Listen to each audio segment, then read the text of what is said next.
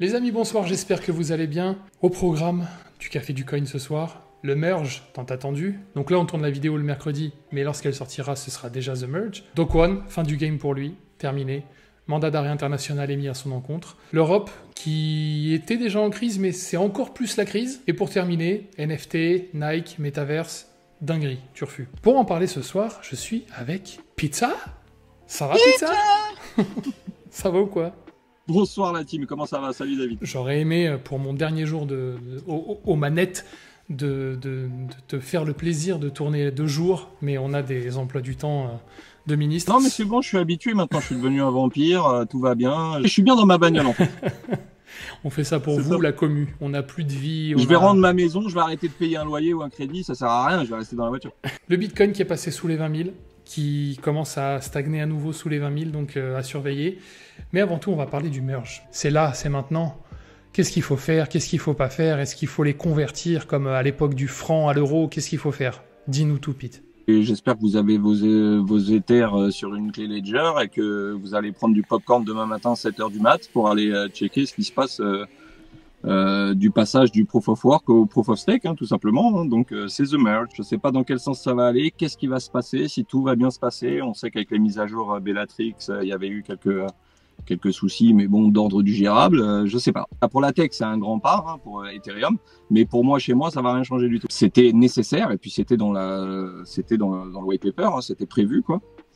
Et donc, comme tu le disais, sur la Beacon Chain, ça fait un moment qu'ils testent le tout et que ça a l'air de bien se passer. Donc, on va dire que je reste confiant pour demain, quoi. Bah, j'ai fait comme toi, Pete. Tous mes ETH, tous mes projets long terme sont sur clé Ledger. Donc il n'y a plus qu'à attendre, et puis même s'il y a une petite baisse, une correction ou autre, de toute façon l'Ethereum n'est pas voué à disparaître. Donc il y en a un qui est peut-être voué à disparaître, en tout cas de la scène médiatique, c'est Do Kwon. Qu'est-ce qui lui arrive à Do Kwon? Mandat d'arrêt international? On parlait souvent sur cette chaîne que tous les gens qui sont, enfin que c'est plus ou moins avéré, qu'ils ont escroqué leur communauté ou qu'ils se sont barrés avec la caisse. On disait il y a pas longtemps qu'ils sont tous peinards et qu'il n'y a pas de poursuite et que les mecs ils ont tous quitté le pays et que derrière ils répondent comme ils veulent, quoi. Bon bah lui il y a un mandat d'arrêt qui a été émis contre lui. Enfin, ça veut dire qu'il y a des preuves suffisantes pour que le mec il passe un sale quart d'heure, quoi. Donc toi tu disais ça y est c'est la fin de Do Kwon, moi je dirais c'est le début de Do Kwon. Ils vont s'occuper de lui. J'espère qu'il a faim parce qu'il va manger. Il va manger. Et c'est mérité. Donc du coup, non, lui il va manger comme jamais et je suis tellement ravi, quoi, parce que lui il m'agace depuis le début. C'est quand même quelqu'un d'assez arrogant sur les réseaux. Faut l'avoir suivi sur Twitter pour voir un petit peu quel est le personnage et puis l'ampleur des dégâts qu'il a pu faire, parce que lui et son équipe, parce que bon, on a vu que tout le monde a trempé ses petits doigts là-dedans. Dans l'histoire, ce qu'il faut résumer, c'est qu'il y a 40 milliards de pertes. Et à partir du moment où il est question d'argent, de fraude ou quoi que ce soit, en général, ça passe pas anodin. Là, Interpol, on peut le dire, il se branlait vraiment sur les gens. Quand le Terra s'est effondré, il s'est absolument pas justifié ou quoi que ce soit, il a fait le mort. Et là, je pense qu'il veut jouer la victime, mais c'est trop tard, Do Kwon. Personne n'est dupe. Non, mais surtout que... Oui, t'as complètement raison, David. En plus, on voit bien que le Terra, il y a eu beaucoup d'affaires. C'est même pas fini, d'ailleurs. C'est pour ça que c'est très... c'est vrai, c'est ça le truc. C'est lourd comme dossier, il y a beaucoup de choses. Il y a Terra, il y a l'UST, il y a eu des transferts qui ont été faits juste avant et tout. Ça peut, à partir du moment où il sera arrêté... Il y a de l'argent qui a disparu des comptes. C'est ça. Et à partir du moment où il sera arrêté, s'il est arrêté, je pense que c'est un procès qui peut durer très longtemps, effectivement. Parce qu'il y a plusieurs affaires dans l'affaire. Ouais, c'est pour ça que tu disais... Exactement. Et c'est pour ça que tu disais c'est le début de la fin pour Do Kwon.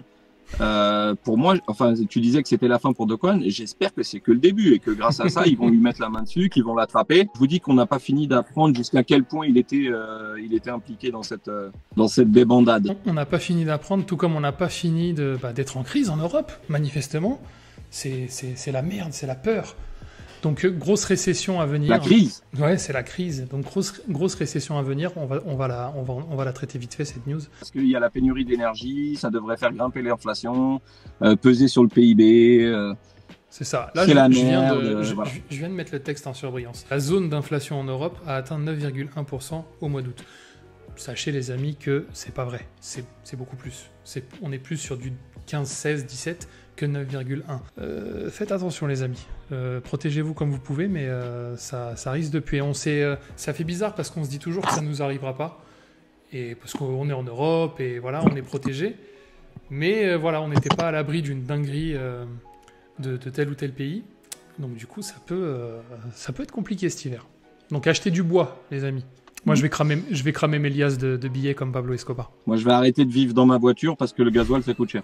Tout ce qui s'annonce, ça n'a pas l'air joyeux, quoi. Donc, la moindre des choses, c'est de se prémunir un minimum. En parlant de demain, une autre news plus cool cette fois-ci. Donc, RTFKT.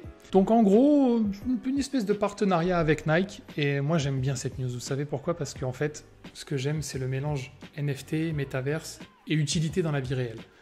Là, ce que j'aime beaucoup, c'est que vous pouvez acheter le NFT d'une paire de pompes et vous pouvez aussi la posséder en réel. Et je trouve que ça va très vite et honnêtement c'est un truc de fou parce que moi je vois déjà le truc en mode magasin virtuel, tu mets tes lunettes virtuelles, tout ce que tu veux, tu vas dans le magasin, dans le métaverse, tu pourras même essayer via des hologrammes ou autre une paire de pompes si elle te va bien ou pas, tu fais tes courses et puis voilà, non seulement tu as le NFT qui prouve l'authenticité, mais en plus tu reçois le produit réel, donc ça apporte une vraie valeur ajoutée au truc quoi, je trouve ça ouf. Il y a le mint du NFT qui était du 31 août au 7 septembre. Donc c'est le moment où les détenteurs de Cloonix pouvaient acheter les NFT qu'ils voulaient.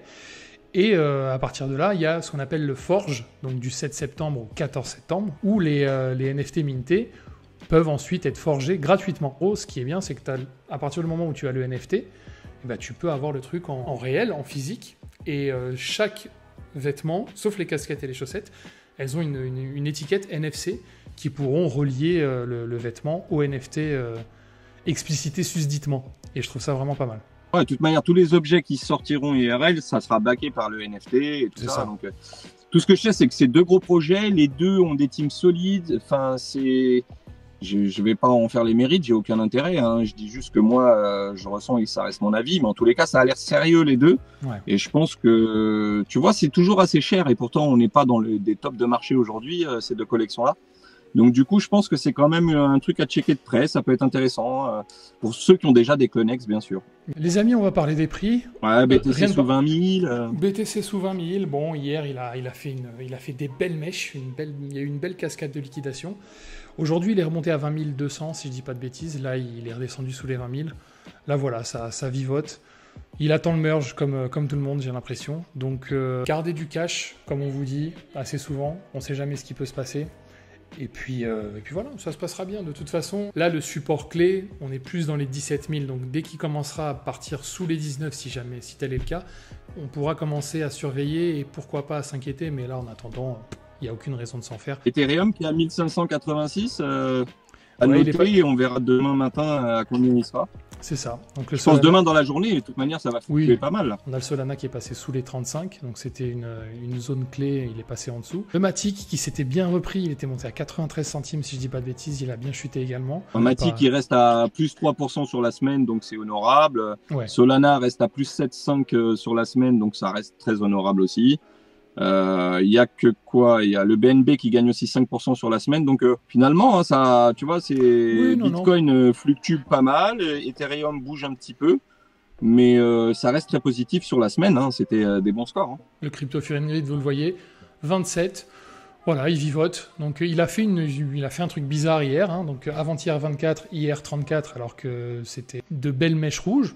Et aujourd'hui, il s'est repris. Il s'est dit non, quand même, il faut que je fasse peur aux gens. Il est en décalage horaire. Ouais, on a un viewer qui nous a dit que c'était la veille. En attendant, il a pas tort. On dirait que c'est bien le score de la veille. Donc, ouais, c'est bizarre. Les amis, on va se quitter là-dessus. On va surveiller le merge parce que ça reste une sacrée révolution dans le monde de la blockchain. C'est une des plus grosses révolutions depuis 2008. On va surveiller ça de près. Je vous dis à demain. Si cette vidéo vous a plu... Avec du popcorn. Ouais, il y a que ça à faire, les amis. Vous prenez le popcorn et regardez, posez-vous tranquille. Si ça vous a plu, le petit pouce qui va bien. Merci encore pour vos coms.